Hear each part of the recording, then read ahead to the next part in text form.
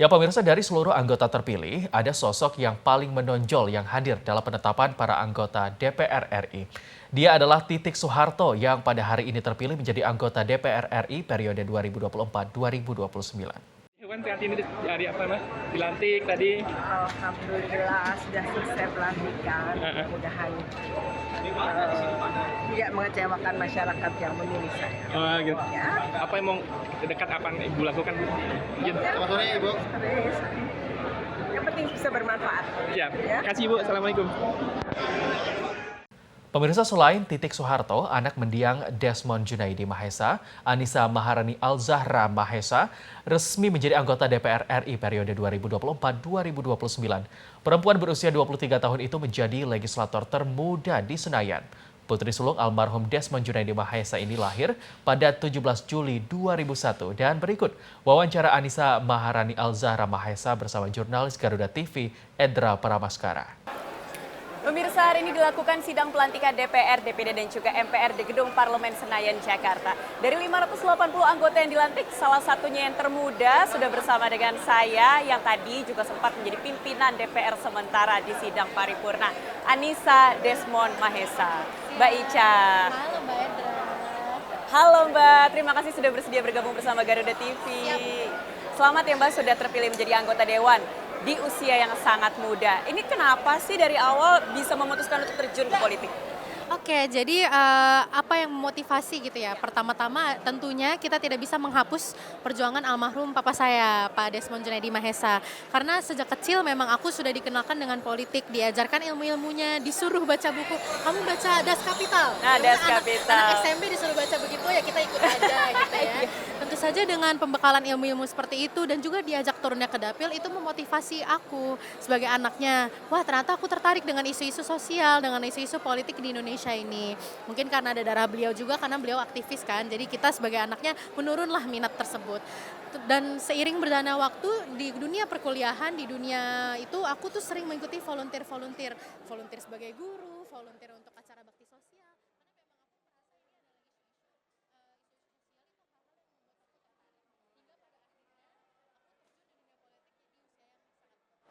Ada nggak sih poin di mana itu benar-benar jadi titik balik gitu? Oh, saya mau jadi wakil rakyat. Saya mau mengabdi kepada masyarakat. Ada, sebenarnya ini mungkin dianggap klise, tapi pada waktu meninggalnya almarhum papa, itu banyak sekali konstituennya yang rasanya sangat kehilangan. Mereka berbicara tatap muka dengan saya, 4 mata gitu, bicara, Teh Anissa, saya rasanya kehilangan banget, siapa yang akan melanjutkan perjuangan almarhum bapak gitu. Pada awalnya memang aku sudah mau mencalek, tapi pada awalnya kan itu mencalek karena papa minta gitu. Dan itu juga bukan sebagai, dikenalnya kalau misalnya almarhum papa masih hidup, aku dikenalnya bukan sebagai anak beliau, pakai nama tengah Anissa Maharani. Beliau pengennya aku independen sendiri lah. Nah pada akhirnya dengan titik balik seperti itu, pertama dengan aku devastated karena meninggalnya papa, kedua konstituennya merasa sangat kehilangan, ketiga banyaklah orang-orang yang merasa kehilangan gitu. Itu tuh membuat aku terpikir, aku melakukan kontemplasi.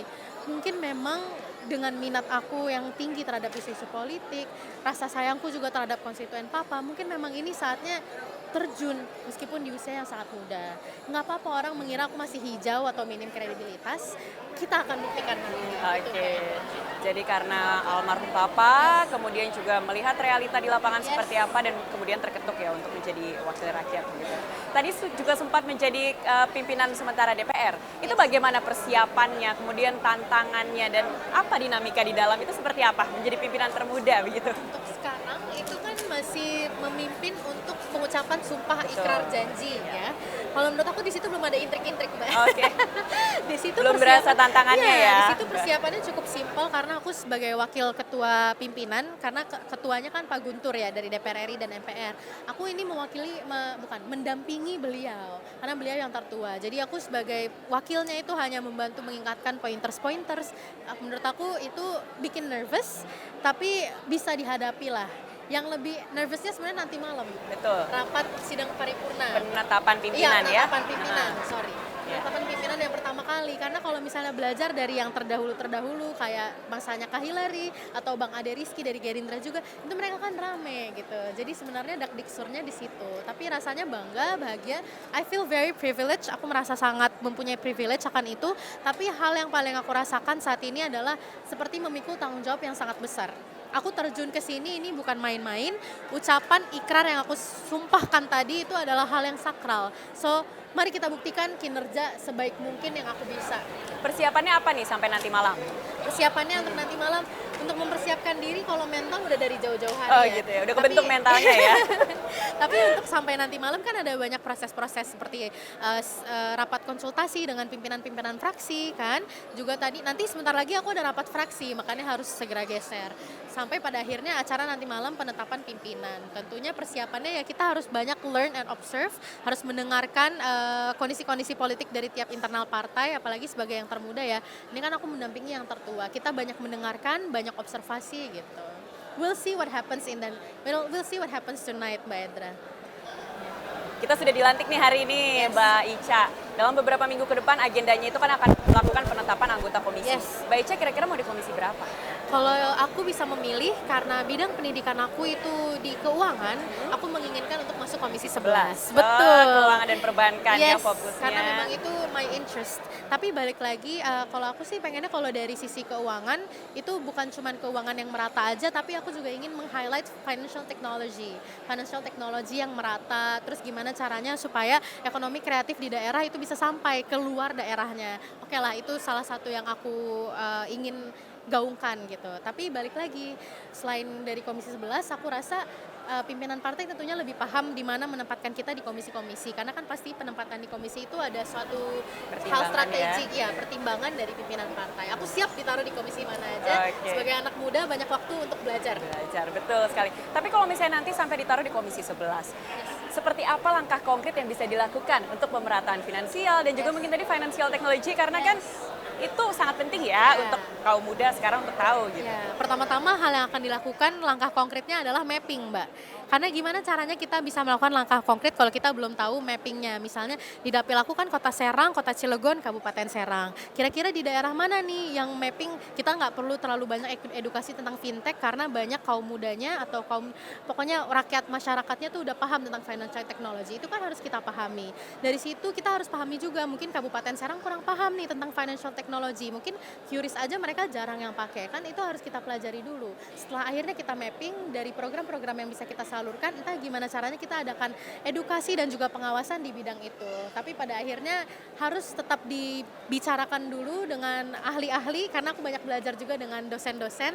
Jadi tentu saja itu harus dipelajari dulu, di mapping untuk kita strategize dan pada akhirnya sampai bisa menyalurkan aspirasi dari Komisi 11 itu kepada rakyat gitu kan, Mbak. Kalau misalnya sekarang ini kan kita berbicara ke depan, Mbak Ica udah bukan lagi punya warga Banten, walaupun konstituennya Banten ya gitu, tapi punya seluruh masyarakat Indonesia. Nah secara lebih besar lagi visi misi Mbak Ica ini yang mau dibawa apa untuk aspirasi dari seluruh masyarakat, gak cuma warga Banten. Oke, sebenarnya ada isu-isu yang memang ingin aku gaungkan sebagai generasi muda dan perempuan. Some people say it's double minority, Mbak. Jadi menurut aku sebagai double minority, of course isu-isu yang harus kita bawa itu isu yang hits close to home. Maksudnya isu yang relevan dalam kita kehidupan bersehari-hari. Contohnya itu hal yang ingin aku gaungkan itu pertama-tama pendidikan yang merata, Mbak. Karena akses pendidikan di Banten itu belum merata. Oleh karena itu ingin aku gaungkan itu. Kedua yang ingin aku gaungkan adalah lapangan kerjaan yang inklusif. Karena kalau aku turun ke dapil pasti generasi muda seumuran aku itu mereka mengeluhkan aspirasinya tuh itu terus. Teh Anissa gimana caranya kita dapat pekerjaan? Kalau kita mau daftar kerja aja harus bayar dulu 1 juta. Modalnya dari mana? Apa kita jual sawah? Maksudnya kan itu kan real problem yang ada di Banten gitu, dan mungkin di dapil-dapil lain orang-orang di dapil lain bisa relate, terlebih lagi di kabupaten atau kabupaten-kabupaten yang terpelosok gitu. Selanjutnya di era digital ini aku kan tumbuh di era digital, technology era. Oleh karena itu aku ingin mendorong kebijakan atau disahkannya regulasi atau kebijakan yang pada akhirnya mendukung memberikan perlindungan hak-hak digital. Karena sebelumnya kita tahu pernah ada kebocoran data kan. That is a very bizarre moment and I really wanna salah satunya isu yang ingin aku gaungkan adalah itu sebagai generasi muda. Oke. Apakah ini juga akan masuk dalam 100 hari kerja untuk sosialisasi ini atau seperti apa? 3 bulan pertama menjabat sebagai anggota dewan, apa nih Reses, gebrakan yang ingin dilakukan? kita akan melihat dulu komisinya apa, dan kalaupun sudah diberikan komisi, kita akan seperti yang aku bilang tadi, I don't wanna make a program without mapping my whole dapil. Karena pertama, yes, mapping. Karena ini kan reses pertama ya. Kalau dibilang trial and error, there's no room for error, there's no room for mistake. Tapi privilege-nya aku adalah konstituen-konstituen di dapil itu sebelumnya pernah mendapatkan program aspirasi dari papa. Jadi entah gimana kita mungkin melakukan penyocokan dengan aspirasi program-program yang sebelumnya pernah almarhum papa bikin, dan mungkin akan kita tambahkan dengan warna aku sendiri setelah kita mapping dan strategizing yang tepat menurut komisi aku, sehingga penyaluran resesnya pun juga tepat gitu, tepat sasaran gitu. Nggak sekedar reses abal-abal gitu kan ibarat katanya. Jadi bisa mapping dulu ya. Yes, mapping and strategizing. Oke. That's what I would do. Mbak Ica, ada nggak pesan yang mau disampaikan untuk anggota dewan, mungkin dari yang paling senior dan juga muda? Tadi yang Mbak Ica juga sendiri bilang kita itu double minority. Yes. Nah, apalagi kalau misalnya anggota legislatif paling muda nih, mungkin masih di underestimate sama orang gitu kan. Tadi Mbak Ica mau membuktikan, ada nggak pesan-pesan yang ingin disampaikan? Untuk teman-teman muda lainnya mungkin ya, seharusnya jangan underestimate. Bukan cuma terhadap aku, tapi juga terhadap generasi muda yang ada di Senayan, under 40 lah sekarang gitu. Karena pada akhirnya at the end of the day yang akan menyuarakan suara-suara generasi muda, suara-suara kita itu pada akhirnya adalah ya kita yang seumuran gitu. Aku yakin politisi-politisi senior itu mendengarkan aspirasi-aspirasi kita. Tapi apakah mereka memahami isu-isu yang relevan dengan kita? Apakah mereka mengerti secara tepat dan apakah mereka bisa mengambil langkah yang konkret untuk menanggulangi isu-isu tersebut? Mungkin bisa, tapi tentu saja dengan masukan-masukan dari generasi muda seperti kita, ibarat katanya kan gitu kan. Kalau dianggap minim kredibilitas itu doesn't matter lah. Orang yang baru pertama kali terjun ke politik dianggap sama yang lebih senior kurang pengalaman wajar, karena memang baru pertama kali kan. Tentunya yang bisa dilakukan aku kepada politisi-politisi senior itu adalah minta arahan bimbingan. Karena kalau kita memetakan ini yang senior, ini yang muda, pada akhirnya ini bukan perwakilan rakyat yang benar gitu.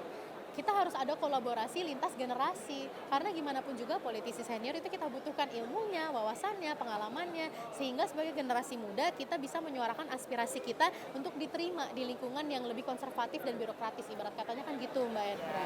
Oke, jadi kuncinya adalah kolaborasi Yes, ya, generasi. begitu. Dan seterusnya juga diharapkan ini bisa kerjasama, begitu selain tadi juga sudah disampaikan. Karena semua selalu pasti ada yang pertama. Iya begitu. Harapannya nih selama 5 tahun ke depan menjabat sebagai anggota dewan apa nih Mbak Ica?